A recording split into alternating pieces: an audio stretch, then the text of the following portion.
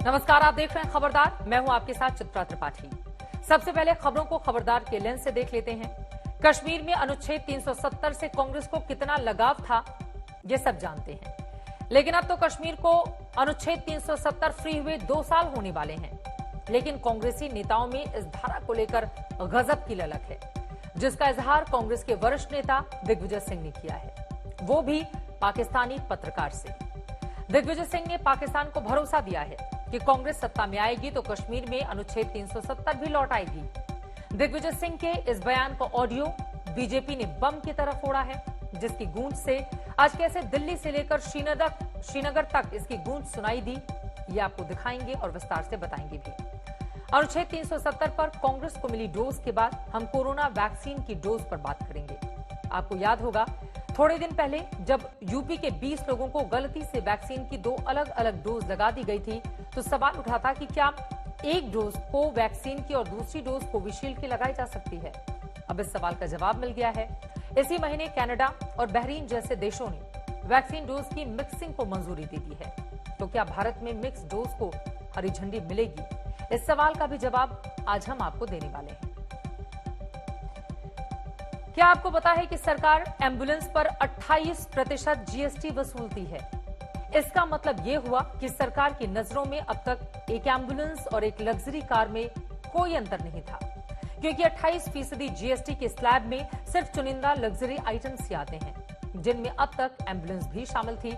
लेकिन अब सरकार ने एम्बुलेंस पर जीएसटी घटाने का फैसला लिया है।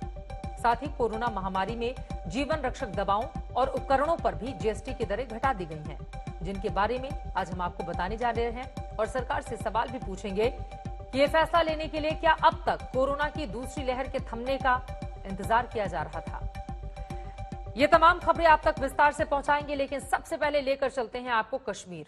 अनुच्छेद 370 गुजरे जमाने की बात हो चुकी है, लेकिन कांग्रेस नेताओं के दिलों में अभी भी इसके प्रति प्यार धारा प्रवाह बहता है, जिसका इजहार वो अक्सर करते रहते हैं। अब कांग्रेस के वरिष्ठ नेता दिग्विजय सिंह ने अनुच्छेद 370 पर अपने दिल की बात कही है, वो भी एक पाकिस्तानी पत्रकार से, जिसका ऑडियो सबूत है। ऑडियो सबूत बीजेपी ने आज रिलीज किया है। सबसे पहले आप ये ऑडियो ही सुन लीजिए, जिसमें दिग्विजय सिंह पाकिस्तान को कश्मीर में दोबारा से अनुच्छेद 370 लागू करने का दे रहे हैं आश्वासन।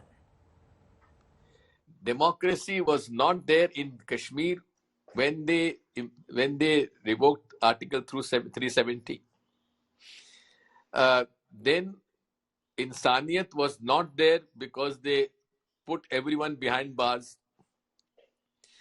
And Kashmiriyat is something which is basically the fundamentals of secularism. Because in a Muslim majority state, there was a Hindu Raja, and both worked together. In fact, the reservation in Kashmir was given to the Kashmiri Pandits in government services. So therefore, the decision of revoking Article 370 and reducing the statehood of J&K is extremely, I would say, sad decision, and the Congress party would certainly have to have a relook on this issue. आज तक इस audio की पुष्टि नहीं करता, लेकिन दिग्विजय सिंह ने पाकिस्तानी पत्रकार के साथ अपनी चैटिंग के इस ऑडियो की पुष्टि कर दी है। इसीलिए शक की कोई गुंजाइश नहीं रह जाती। लेकिन अब कांग्रेस की मंशा पर शक जताया जा रहा है। पूछा जा रहा है कि क्या अनुच्छेद 370 पर दिग्विजय सिंह की राय और कांग्रेस पार्टी की राय एक ही है? क्या अनुच्छेद 370 पर कांग्रेस पाकिस्तान की विचारधारा का समर्थन करती है? दिग्विजय सिंह तो धारा 370 को लेकर अपने मन की बात कह गए, लेकिन कांग्रेस को मुसीबत में डाल गए। पहले बीजेपी ने यह ऑडियो बम फोड़ा और फिर कांग्रेस पर आरोपों की सर्जिकल स्ट्राइक कर दी। देखिए,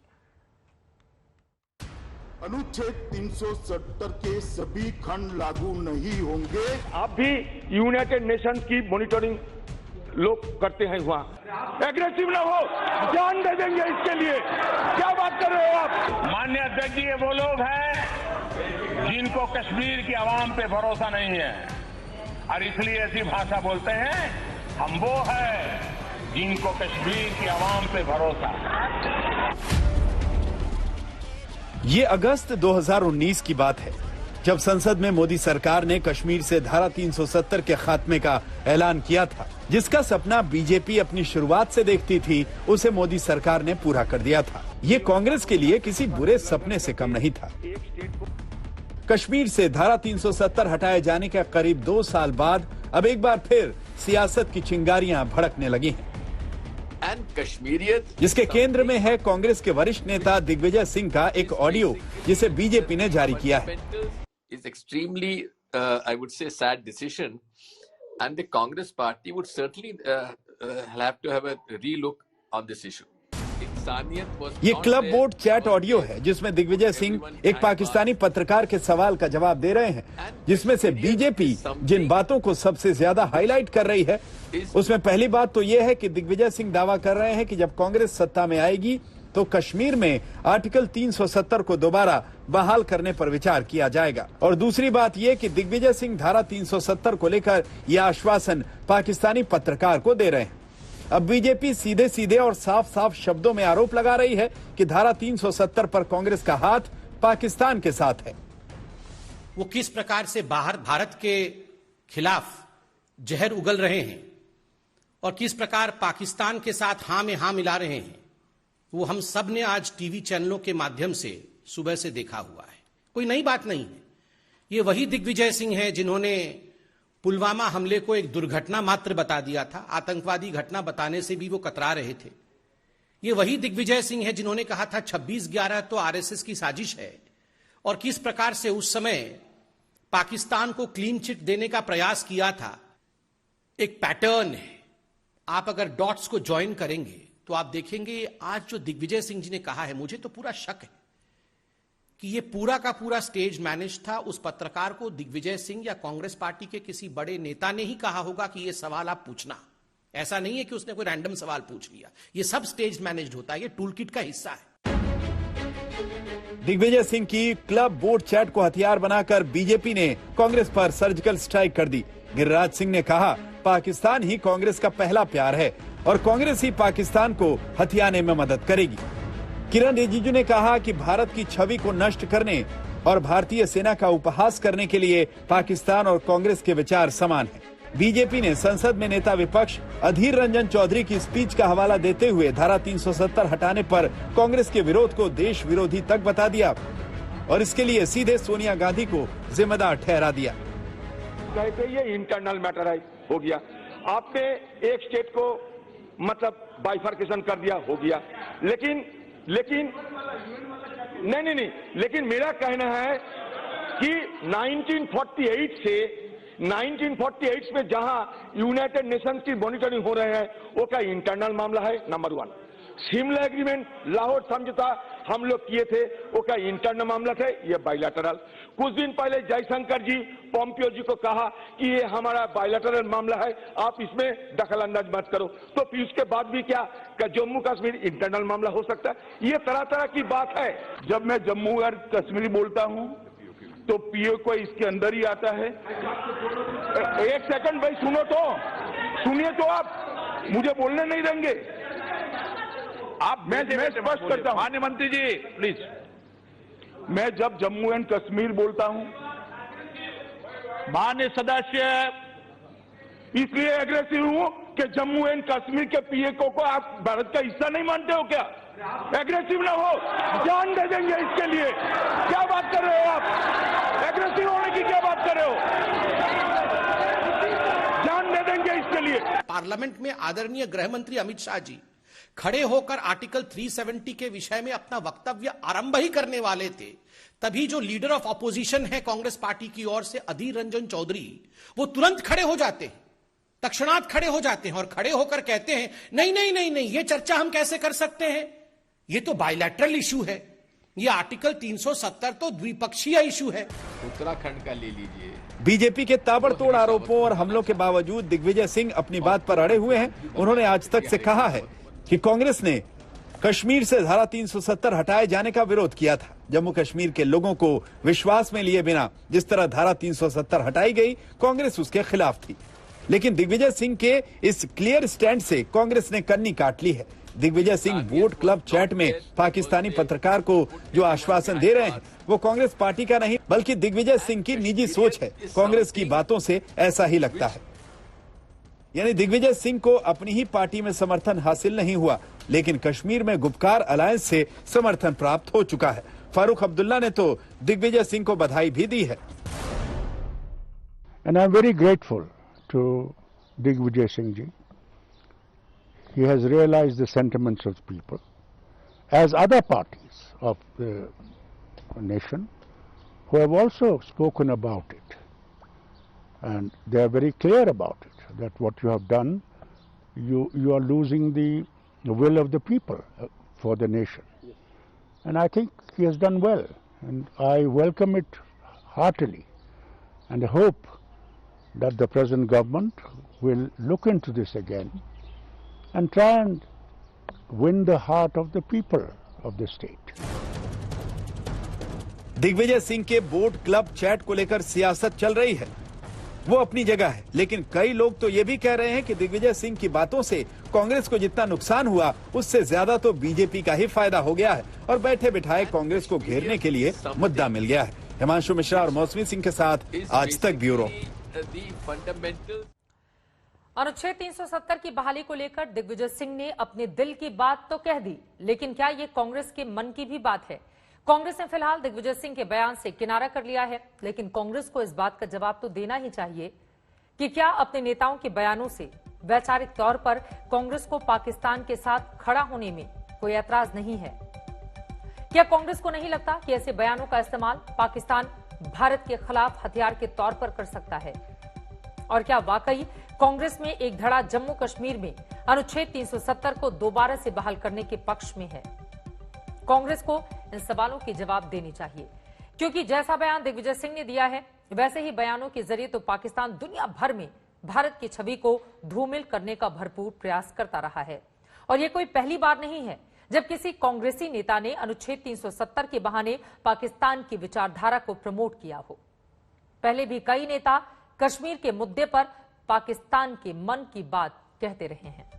नवंबर 2020 में जम्मू कश्मीर यूथ कांग्रेस के नेता जहांजेब सिरवाल ने कहा था कि जो बाइडेन के अमेरिकी राष्ट्रपति बनने के बाद अमेरिका की मदद से जम्मू कश्मीर में अनुच्छेद 370 और 35A को फिर से बहाल करवाएंगे। जम्मू कश्मीर के पूर्व मुख्यमंत्री और नेशनल कॉन्फ्रेंस के नेता फारूक अब्दुल्ला भी कह चुके हैं कि उन्हें उम्मीद है कि चीन की मदद से जम्मू कश्मीर में अनुच्छेद 370 को फिर से लागू किया जाएगा। कांग्रेस नेता मणिशंकर अय्यर ऐसे बयान देने में सबसे आगे रहे हैं।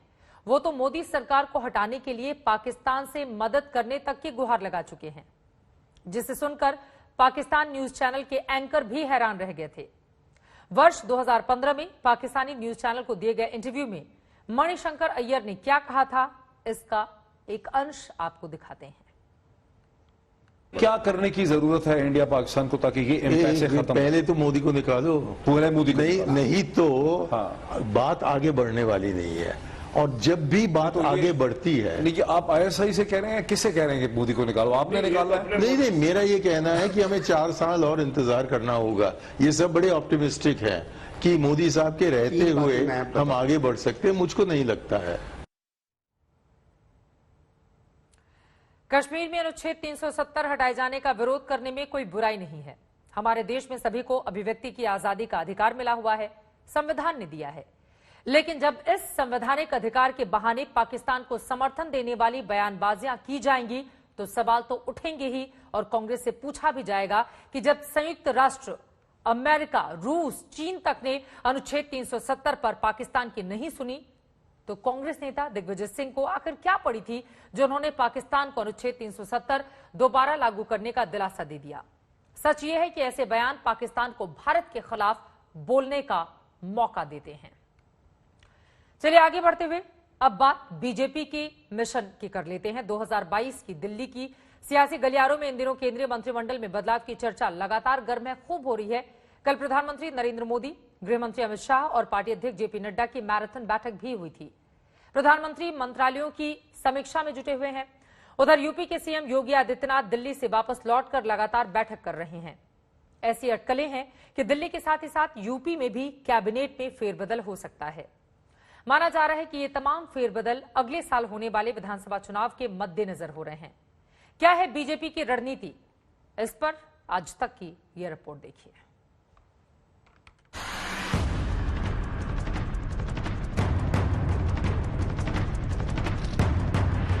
बंगाल चुनाव के नतीजे, कोरोना की भीषण त्रासदी, महंगाई का उठता मीटर, मोदी सरकार और बीजेपी के सामने चुनौती कई हैं, और वो भी तब जब 5 राज्यों में विधानसभा चुनाव का काउंटडाउन शुरू हो गया है। सरकार डैमेज कंट्रोल के मूड में है, पूरी व्यवस्था का रिव्यू हो रहा है, अफसर परखे जा रहे हैं, मंत्रियों की रिपोर्ट कार्ड तैयार हो रही है। प्रधानमंत्री नरेंद्र मोदी खुद मंत्रालयों के कामकाज की समीक्षा कर रहे हैं।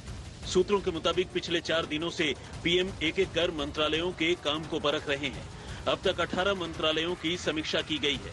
इनमें कृषि, ग्रामीण विकास मंत्रालय, कोयला और खनन, पेट्रोलियम, स्टील, शहरी विकास, नागरिक उड्डयन, रेलवे, संस्कृति, पर्यटन, जनजातीय कार्य मंत्रालय, मत्स्य पालन, पशुपालन और डेयरी, पर्यावरण, सड़क और परिवहन, स्किल डेवलपमेंट के साथ उत्तर पूर्वी विकास मंत्रालय शामिल है। पीएम मोदी छोटे छोटे मंत्रियों के समूहों से मिल रहे हैं। इनमें कृषि मंत्री नरेंद्र सिंह तोमर, पेट्रोलियम मंत्री धर्मेंद्र प्रधान, जल शक्ति मंत्री गजेंद्र सिंह शेखावत, कौशल विकास मंत्री महेंद्र नाथ पांडे, नागरिक उड्डयन और शहरी विकास मंत्री हरदीप पुरी और सड़क परिवहन राज्य मंत्री वीके सिंह मुलाकात कर चुके हैं। पीएम से मिलने वालों में मंत्रालयों के राज्य मंत्री भी हैं। माना जा रहा है कि मंत्रियों के साथ उनके मंत्रालयों के कामकाज की समीक्षा के बाद केंद्रीय मंत्रिमंडल में फेरबदल होगा। ये पूरी एक्सरसाइज इसी फेरबदल से पहले की जा रही है। पीएम मोदी की कैबिनेट के फेरबदल को लेकर अटकलें इसलिए तेज हो गई हैं क्योंकि पीएम मोदी ने अपने मंत्रियों की परफॉर्मेंस ऑडिट करना शुरू कर दिया है। अब देखना यह है कि उनकी कैबिनेट में किन नए चेहरों को जगह मिलती है और किन को बाहर का रास्ता दिखाया जाता है। कैबिनेट में फेरबदल की संभावना इसलिए भी प्रबल हो जाती है क्योंकि चुनाव को लेकर गृह मंत्री अमित शाह भी यूपी के कुछ क्षेत्रीय दलों के नेताओं से मुलाकात कर चुके हैं, जिनमें अपना दल की अनुप्रिया पटेल भी हैं। माना जा रहा है कि यूपी चुनाव से पहले अनुप्रिया पटेल को कैबिनेट में जगह मिल सकती है। यानी ये तय है कि केंद्रीय मंत्रिमंडल में फेरबदल में मिशन 2022 का अक्स भी दिखेगा। उन राज्यों को तवज्जो मिल सकती है जहां चुनाव है। मिशन 2022 को लेकर पीएम मोदी और बीजेपी आलाकमान ने 5 राज्यों के चुनावों को लेकर अपनी कमर कस ली है। उत्तराखंड में मुख्यमंत्री और प्रदेश अध्यक्ष को हटाकर यह संदेश साफ दे दिया था कि पार्टी से बड़ा कोई नहीं होता है। योगी आदित्यनाथ को दिल्ली तलब कर पार्टी ने यह संदेश दिया है कि सरकार और संगठन को साथ लेकर चलना होगा, नहीं तो चुनावों में उन्हें कहीं मध्य प्रदेश, झारखंड, छत्तीसगढ़, राजस्थान और हरियाणा जैसे नतीजे देखने को ना मिले। बीजेपी का फिलहाल पूरा फोकस यूपी पर है। दिल्ली से मार्गदर्शन और मंत्र लेकर यूपी लौटे योगी आदित्यनाथ लगातार मंथन में जुटे हैं। बैठकों और मुलाकातों से उत्तर प्रदेश में भी मंत्रिमंडल विस्तार और फेरबदल के संकेत मिले हैं। सबने अपने लिए ये कहा है कि अगर गठबंधन को मजबूत रखना है तो मंत्री पद तो है ही, साथ साथ गठबंधन में पावर शेयर होना चाहिए। इसका मतलब ये कि मंत्री पद के अलावा बोर्ड, निगम, ऐसे में जो भी अध्यक्ष, सदस्य, इन लोगों की जो जगह है उसमें भी इनके लोगों को, इनके कार्यकर्ताओं को जगह दी जानी चाहिए। मतलब बीजेपी मिशन 2022 के लिए पूरी तरह से एक्शन में आ गई है और रणनीति घर को दुरुस्त करने और सहयोगियों को साथ लेकर चलने की है, खासकर छोटे दल जो हार जीत में बड़ा अंतर लाने की ताकत रखते हैं। दिल्ली से पोलोमी साहा और हिमांशु मिश्रा के साथ कुमार अभिषेक, लखनऊ, आज तक। और अब बात वैक्सीनेशन प्रोग्राम की। देश में अब तक करीब 24 करोड़ लोगों को वैक्सीन की डोज लगी है। इनमें 4 करोड़ 63 लाख को वैक्सीन की दोनों डोज लग चुकी हैं। यह आंकड़ा देश के कुल जनसंख्या का 3.4% है, यानी वैक्सीनेशन की ये रफ्तार कम है। इस बीच दुनिया के कई देशों ने एक ही वैक्सीन की 2 खुराकों की बजाय 2 अलग अलग वैक्सीन लगाने पर शोध शुरू कर दिया है। कुछ वैज्ञानिक दावा करते हैं कि यह सेफ है और इससे ज्यादा इम्यूनिटी हासिल हो सकती है, लेकिन इन दावों पर वैज्ञानिक रूप से पूरा आकलन अभी नहीं हो पाया है। अगर भारत के संदर्भ में इन नई स्टडी को समझें तो सवाल यह है कि क्या भारत में 2 अलग अलग डोज की वैक्सीन लगाने से वैक्सीनेशन प्रोग्राम में कुछ तेजी आ सकती है? अगर हां, तो अब तक इस पर कोई रिसर्च क्यों नहीं शुरू हुई? क्योंकि बिना किसी रिसर्च किए, बिना कोई अध्ययन किए, यह कहा जा रहा है कि अगर दूसरी डोज किसी दूसरी वैक्सीन की लग गई तो कोई दिक्कत नहीं।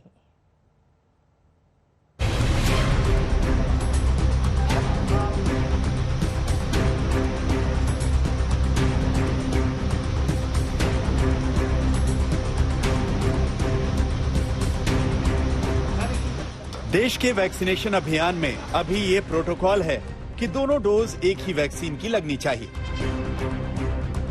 यानी अगर पहली डोज कोवैक्सीन की ली हो तो दूसरी डोज भी कोवैक्सीन की ही लेनी होगी। लेकिन मई में यूपी के सिद्धार्थनगर में कुछ गांव वालों को वैक्सीन की पहली डोज कोविशील्ड की और दूसरी डोज कोवैक्सीन की लगा दी गई। वजह लापरवाही थी। लेकिन अच्छी बात यह है कि अब तक किसी को गंभीर साइड इफेक्ट की खबर नहीं है। अब सवाल उठता है कि क्या दो अलग अलग वैक्सीन लेना सुरक्षित है? दुनिया के कई देशों में वैक्सीन के डोज की मिक्सिंग पर रिसर्च हो रहा है। अमेरिका ट्रायल शुरू कर चुका है। ब्रिटेन में इसका क्लिनिकल ट्रायल चल रहा है। कनाडा और बहरीन ने भी इसकी इजाजत दे दी है। फिनलैंड, नॉर्वे और फ्रांस में भी ऐसे ही ट्रायल हो रहे हैं। सवाल उठता है कि भारत में दो अलग अलग तरह की वैक्सीन डोज की जरूरत क्यों है? इसका जवाब उस कड़वे सच से मिलेगा जिसमें भारत दुनिया का सबसे बड़ा वैक्सीन उत्पादक देश होने के बावजूद कोरोना वैक्सीन की जबरदस्त किल्लत से जूझ रहा है। लोगों को वैक्सीन के लिए स्लॉट नहीं मिलते। ऐसे में भारत में भी वैक्सीन मिक्स्ड एंड मैच पर गंभीरता से विचार करने की मांग उठ रही है। 27 मई को नीति आयोग के सदस्य वीके पॉल ने कहा था कि वैक्सीन की अलग अलग डोज से कोई दिक्कत नहीं और वो खुद इस पर ट्रायल का विचार कर रहे हैं। हमें सजग रहना है कि ऐसे नहीं हो, because that is how it should be कि पहले जो टीका लगे उसी वैक्सीन का दूसरा टीका। लेकिन फिर भी अगर ऐसे हो भी गया है, सर्टेन कर लीजिए, उस व्यक्ति को बेसिकली नॉट टू वरी। इस चीज को इनफैक्ट एक्टिवली ट्रायल के तौर पे देखा जा रहा है कि क्या ऐसे मिक्स मैच करें तो कोई इसमें फायदा है, ऐसा सोचा जा रहा है और संभव भी है। तो उस कॉन्टेक्स्ट में अगर लें तो उन व्यक्ति विशेष को वरी करने की मेरे से आपसे जरूरत नहीं। सरकार के एक्सपर्ट की बात आपने सुनी, लेकिन जब तक ट्रायल नहीं होता, जब तक नतीजे नहीं आते, तब तक अलग अलग डोज से दिक्कत ना होने की बात बिना सबूत के कैसे कही जा सकती है? ये पता होना चाहिए कि प्रक्रिया कितनी सुरक्षित है और इसकी भी गारंटी होनी चाहिए कि इससे कोई गंभीर साइड इफेक्ट ना हो। लेकिन मेडिकल एक्सपर्ट्स की राय भी समझनी चाहिए। इस तरह की रिसर्चेस चल रही हैं कि दो वैक्सीन के कॉम्बिनेशन से क्या हम बेहतर इम्यून रिस्पॉन्स जनरेट कर सकते हैं। इसकी थ्योरेटिकल पॉसिबिलिटी काफी ज्यादा है और जो प्रिलिमिनरी डाटा हमें यूरोप के देशों से मिल रहा है, यूएस से मिल रहा है, इसमें हमने देखा जब दो वैक्सीन के कॉम्बिनेशन को यूज किया जा रहा है तो पेशेंट का इम्यून रिस्पॉन्स बेहतर है। पेशेंट में कोविड वायरस से लड़ने की ज्यादा क्षमता है। ये आशा की जा रही है कि बीमारी को रोकने में भी ये अच्छा काम करेंगे। वैक्सीन के मिक्स एंड मैच से क्या सिर्फ वैक्सीन की कमी से ही निपटा जा सकता है या फिर इसके और भी फायदे हैं? मसलन क्या दो अलग अलग वैक्सीन डोज से ज्यादा एंटीबॉडीज बनेंगी? और ये भी अलग अलग टेक्नोलॉजी से बनी वैक्सीन बदलते वायरस के ताकतवर वेरिएंट पर ज्यादा कारगर रहेंगे। ऑक्सफोर्ड यूनिवर्सिटी की स्टडी के मुताबिक ट्रायल में इसके अच्छे नतीजे आए हैं। इम्यून रिस्पांस भी बेहतर हुआ है। जो को वैक्सीन ए लिया है पहली डोज, बी भी वही वैक्सीन होना चाहिए। इसके साथ साथ ये बिल्कुल एक साइंटिफिक क्वेश्चन रहा है कि अगर हम मिक्स करते हैं वैक्सीन को तो क्या उससे फायदा होता है एंड एट द लीस्ट को नुकसान तो नहीं होता। तो व्हाट इज क्लियर है कि शायद नुकसान तो नहीं होता, लेकिन साइंटिफिक डेटा का वेट करिए। लेकिन ये भी बाहर सामने आया है कि अगर वैक्सीन ए के बाद बी लेते हैं तो कई बारी फायदा इम्यूनोजेनिसिटी में हो सकता है। कोविशील्ड और कोवैक्सीन में ये डेटा हमारे पास उपलब्ध नहीं है, ठीक है, लेकिन बाहर एस्ट्राजेनेका के बाद उन्होंने फाइजर यूज किया तो पाया कि अच्छा है। तो ये एक साइंटिफिक क्वेश्चन है, इसको साइंटिफिक तरीके से हमें स्टडी करना चाहिए कि ऐसे मिक्स करने से नुकसान ना हो और मिक्स करने का अगर कोई फायदा है तो बाद में कोई हो सकता है कि ऐसा प्रोटोकॉल भी आए। कनाडा की नेशनल एडवाइजरी जो बोर्ड है इम्यूनाइजेशन की, उन्होंने डेफिनेटली गाइडलाइंस निकाली हैं जिसमें ये कहा गया है कि एस्ट्राजेनेका की अगर वैक्सीन लग रही है तो दूसरी डोज जो है वो आप किसी और वैक्सीन की ले सकते हो क्योंकि वो बेनिफिशियल होती है। बट इंडिया में अभी फिलहाल जो दो वैक्सीन अवेलेबल है इस पर कोई स्टडी नहीं करी गई है। बहुत सारी कंट्रीज में स्टडीज चल रही हैं मिक्सिंग वैक्सीन की, जैसे कि यूएस, यूके, जहाँ पे 2 अलग अलग वैक्सीन दी जा रही है गैप के बाद, और देखा जा रहा है कि वो काफी बेनिफिशियल है, ज्यादा इम्यूनिटी दे रही है, ज्यादा एंटीबॉडीज बन रही हैं और वो एंटीबॉडीज ज्यादा लास्ट कर रही हैं। बट इन 2 पर्टिकुलर वैक्सीन पे अभी कोई स्टडी नहीं हुई है, ऑलरेडी कुछ स्टडीज चल रही हैं। अगर वो सक्सेसफुल होते हैं तो डेफिनेटली ये मिक्सिंग करनी चाहिए। अब एक और सवाल है कि क्या वैक्सीन की 2 डोज के बीच समय का ज्यादा अंतर ठीक नहीं है? देश में फिलहाल कोवैक्सीन के पहले और दूसरे डोज में 28 दिन का अंतर रखा जा रहा है, जबकि कोविशील्ड के पहले और दूसरे डोज के बीच का गैप 84 दिन का है। सरकार ने पिछले महीने ही कोविशील्ड की 2 डोज के बीच गैप बढ़ाकर 12 से 16 हफ्ते कर दिया है। दावा यह है कि ऐसा करने से वैक्सीन का असर बढ़ जाएगा। लेकिन अमेरिका के महामारी एक्सपर्ट डॉक्टर एंथनी फाउची ने बिल्कुल अलग थ्योरी दे दी है। कहा है कि वैक्सीन के 2 डोज के बीच समय बढ़ाने से लोगों में इन्फेक्शन का खतरा बढ़ जाता है। अमेरिका के डॉक्टर एंथनी फाउची का मानना है कि 2 डोज के बीच में गैप बड़ा होने से संक्रमण का डर बना रहता है। वो ये इसलिए कह रहे हैं क्योंकि अभी भारत में और कई अन्य देशों में डेल्टा वेरिएंट का जो स्ट्रेन है वो काफ़ी ज़्यादा प्रभावशाली है और वो काफ़ी ज़्यादा लोगों को इन्फेक्ट भी कर रहा है। इसीलिए पहली डोज लगाने के बाद भी ब्रिटेन में देखा गया कि काफ़ी लोग दोबारा संक्रमित हुए, क्योंकि ब्रिटेन की सरकार ने भी पहली और दूसरी डोज के बीच में 3 महीने का अंतराल रखा था। फिर उन्हें ये अंतराल घटाना पड़ा क्योंकि डेल्टा वेरिएंट वहाँ पर कहर बरपा रहा है। और अब बात भारत की करें तो भारत में भी जो कोविशील्ड वैक्सीन हम यूज करते हैं उसकी पहली और दूसरी डोज के बीच में 3 महीने का अंतर भारत सरकार बोल रही है। इस वक्त भारत के पास वैक्सीन की कमी है, इसीलिए ये अंतराल बढ़ाया गया है। लेकिन अगर हम अमेरिका की बात करें तो फाइजर की डोजेस के बीच भी सिर्फ 3 हफ्ते का ही गैप यूके और अमेरिका सरकार ने रखा है। वैज्ञानिकों के मुताबिक देश को हर्ड इम्यूनिटी तक पहुंचने के लिए करीब 64% जनसंख्या को कोरोना वैक्सीन की दोनों डोज देनी जरूरी है और इसके लिए अभी 140 करोड़ से ज्यादा वैक्सीन के डोज की जरूरत है। यानी तमाम दावों के बावजूद जून में भी भारत के कुल वैक्सीनेटेड लोगों का आंकड़ा 30 करोड़ के पार जाने की उम्मीद नहीं है। ऐसे में अगर वैक्सीन के 2 डोज के बीच के गैप को कम किया जाता है तो सरकार का दिसंबर तक वैक्सीनेशन को पूरा करने का मिशन आखिर कैसे कामयाब होगा? आज तक ब्यूरो। उधर आज जीएसटी काउंसिल की 44वीं मीटिंग में कई अहम फैसले हुए हैं, जिनमें सबसे अहम फैसला ये लिया गया है कि कोरोना महामारी से युद्ध में इस्तेमाल होने वाली कई जीवन रक्षक दवाओं और उपकरणों पर जीएसटी घटा दी गई है। अब आपको समझ में आ रहा होगा कि हमने आपको जब जागो तभी सवेरा वाली कहावत क्यों सुनाई थी। आपको बताते चले कि जिस तरह की स्थिति इस वक्त बनी हुई है उसके मद्देनजर कई अहम और बड़े फैसले लिए जा रहे हैं और यकीनन आगे आने वाले वक्त में माना यही जा रहा है कि इसके मद्देनजर सरकार और तेजी से आगे बढ़ेगी। इन सब के बीच आपको यह भी बताते चले कि अगर आपको जीएसटी से जुड़ी हुई कोई कंफ्यूजन है तो उसको समझने के लिए हमारी ये रिपोर्ट देख लीजिए।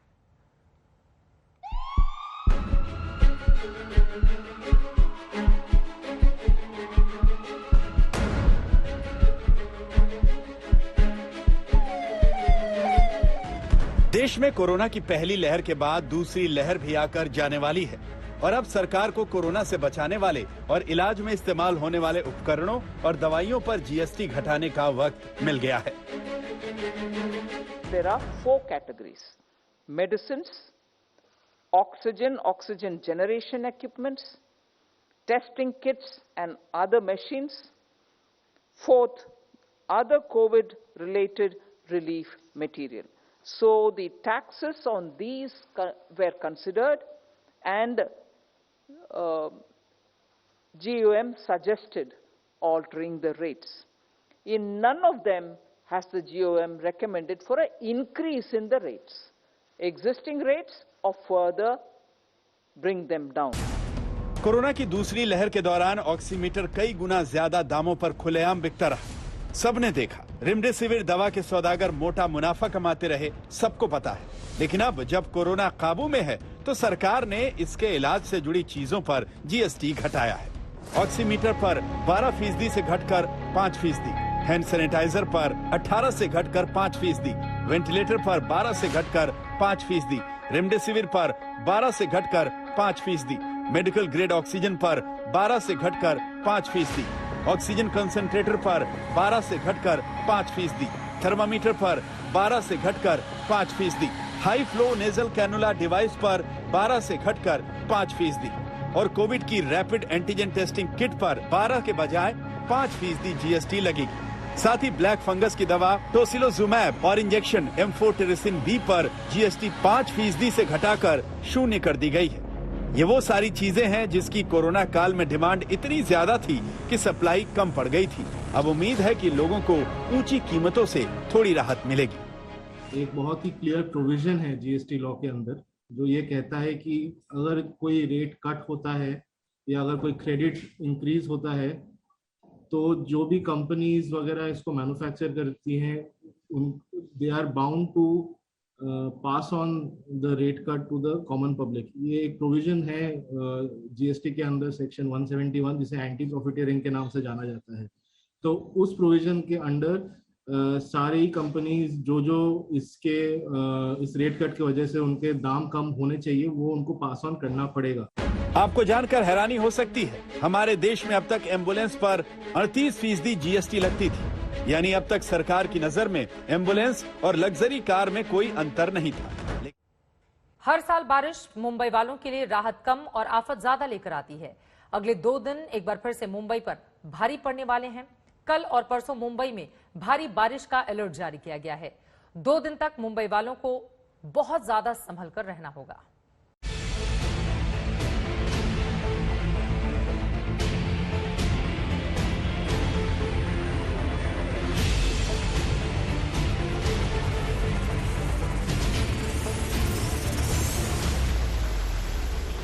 मुंबई बारिश के आगे लाचार। यहां सिस्टम का बुरा हाल है।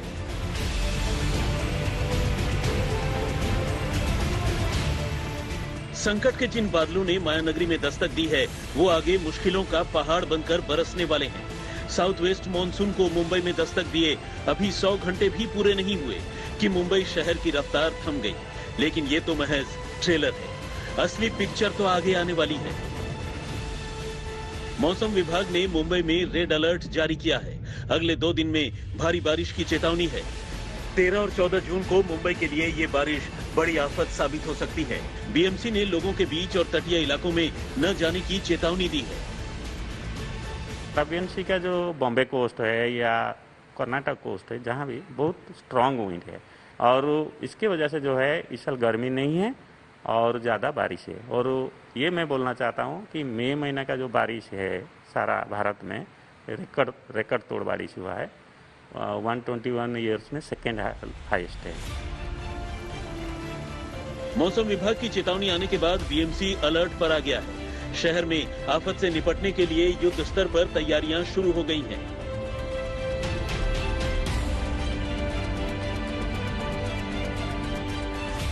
मुंबई में आने वाले 2 दिनों में एक्सट्रीम हैवी रेनफॉल का अंदेशा मौसम विभाग ने दिया है, जिसके चलते बीएमसी ने कई तैयारियां की है। पहले तो जो एनडीआरएफ की टीम है वो मीठी नदी और आसपास के इलाकों के पास स्टैंड बाय पर रखी गई है कि हो सकता है नदी का लेवल बढ़ने से लोगों को इवैक्यूएशन करने की नौबत आए। दूसरी ओर जो ड्रेजिंग मशीन है वो लगाई गई है 6 जगहों पर ताकि पानी जल्द से जल्द ड्रेन हो जाए और ड्रेनेज सिस्टम जो है वो खोलकर पानी को निकालने का काम किया जाएगा। तीसरी तैयारी जो एडवाइजरी देने की है, जिसमें जो रेसिडेंट्स हैं मुंबई के उनको कहा गया है कि बीचेस के पास वो ना जाए, क्योंकि बीचेस के पास जाने से पानी के जो बहाव है उसका खतरा बढ़ जाता है। साथ ही साथ जो कंट्रोल रूम्स है, पुलिस कर्मी और जो फायर ब्रिगेड के ऑफिशियल्स हैं वो डिजास्टर मैनेजमेंट रूम में बीएमसी के तैनात रहेंगे ताकि मल्टी एजेंसीज अगर कोई इमरजेंसी सिचुएशन निर्माण होती है तो उस पर कोऑर्डिनेट कर जल्द से जल्द कार्रवाई कर सकें। महाराष्ट्र के कुछ हिस्सों में भारी बारिश के अनुमान के मद्देनजर एनडीआरएफ के 15 दलों को विभिन्न हिस्सों में तैनात किया गया है। मुंबई की सिविक एजेंसियां कई स्तर पर काम कर रही हैं। सभी डिविजनल कंट्रोल रूम को हाई अलर्ट पर रखा गया है। इमरजेंसी के लिए ज्यादा लोगों की तैनाती के लिए कहा गया है। पानी निकासी के लिए 6 ड्रेनिंग सेंटर तैयार किए गए हैं। पानी निकासी पंपों के लिए डीजल जुटा लिया गया है। बीएमसी के फ्लड और रेस्क्यू दस्ते तैयार हैं। एनडीआरएफ को भी तैयार रखा गया है। कोस्ट गार्ड और नेवी को भी अलर्ट किया गया है। बिजली महकमे को भी अलर्ट किया गया है ताकि कटौती की हालत में रिपेयर हो पाए। मीठी नदी में पानी पर नजर है। 24 डिवीजनों में स्कूलों को टेम्पररी शेल्टर में बदल दिया गया है। इस बार बारिश की दस्तक अपने साथ हादसे लेकर आई। 3 दिन पहले मुंबई के मलाड में 4 मंजिला इमारत गिर गई, जिसमें 11 लोगों की मौत हो गई। वहीं महिला के मैनहोल में गिरने की तस्वीरों ने बीएमसी पर सवाल खड़े कर दिए। अब बीएमसी मुंबई के मैनहोल को दुरुस्त करने में जुटी हुई है। इस घटना के बाद आखिरकार बीएमसी नींद से जागी है और वो यहाँ पर आपके सारे जो मैनहोल्स है उसे बदल रही है। अब ये जो मैनहोल्स है वो अच्छे क्वालिटी के हैं और इनका ये कहना है कि भारी बारिश में ये बाहर नहीं निकलेंगे। लेकिन सबसे बड़ा सवाल यही है कि हजारों करोड़ का बजट होता है बीएमसी का। हर साल मुंबईकरों को यही तकलीफ झेलनी पड़ती है। क्यों ना वक्त के पहले ऐसे इंतजाम किए जाए जिससे कई लोगों की जान भी बच सकती है। बहरहाल अगले 2 दिन आसमान से बरसी आफत मुंबई के लिए मुश्किल पैदा कर सकती है। और सबसे बड़ी बात ये कि अभी तो मानसून की शुरुआत है, जिसने पूरी तरह से बीएमसी के दावों की पोल खोल कर रख दी है। मुस्तफा शेख के साथ सौरभ वक्तानिया, मुंबई आज तक। ताजा तरीन खबरों के लिए आप हमारी वेबसाइट www.aajtak.in पर जाकर तमाम खबरें विस्तार से देख सकते हैं और ताजा तरीन खबरों के लिए लगातार देखते रहिए आज तक।